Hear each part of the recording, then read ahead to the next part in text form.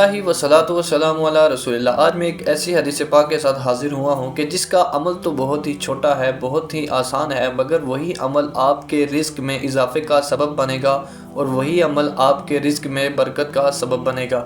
حدیث پاک ابو داؤد شریف میں موجود ہے، قال رسول اللہ صلی اللہ تعالی علیہ وآلہ وسلم من سلم علی المسلمین فی الصباح اعطاہ اللہ سعۃ فی رزقہ۔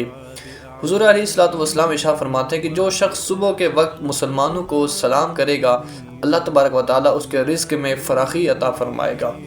اب اس حدیث پاک سے ہمیں یہ پتہ چلتا ہے کہ صبح کے وقت مسلمانوں کو سلام کرنا نیک نیت کے ساتھ یہ بھی رزق میں برکت کا سبب بنتا ہے۔ اب ذہن میں سوال بھی ہوتا ہے کہ صبح کے وقت سلام کرنے سے رزق میں اضافہ کیوں؟ محدثین کرام نے مختلف توجیحات نکالی ہیں اور ہر ایک محدث نے اپنی استطاعت کے مطابق مختلف توجیحات پیش کی ہیں۔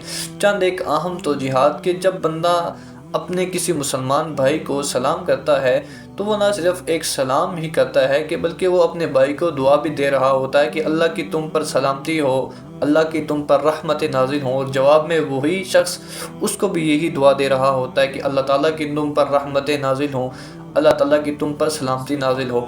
اس کے ساتھ ساتھ یہ صرف سلامتی اور رحمت کا ذریعہ ہی نہیں ہے، بلکہ اس کے ساتھ ساتھ یہ محبت، اخوت اور بھائی چارے کا بھی ایک سبب بنتا ہے۔ جب آپ کسی اپنے مسلمان بھائی کو سلام کرتے ہیں تو اس کے دل میں بھی پھر آپ کے لیے ایک محبت پیدا ہوتی ہے۔ اور دوسری بات یہ بھی ہے، محدثین کرام بھی لکھا ہے کہ صبح کے وقت فرشتے اللہ تبارک و تعالیٰ کی طرف سے رزق لے کر آتے ہیں تو وہ پھر یہ بھی ایک رزق میں فراوانی کا سبب بنتا ہے۔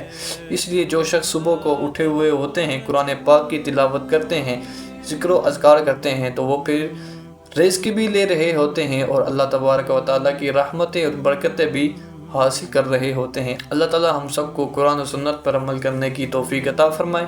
ملتے ہیں نیکسٹ ویڈیو میں ایک نئی حدیث پاک کے ساتھ۔ جزاکم اللہ خیرہ۔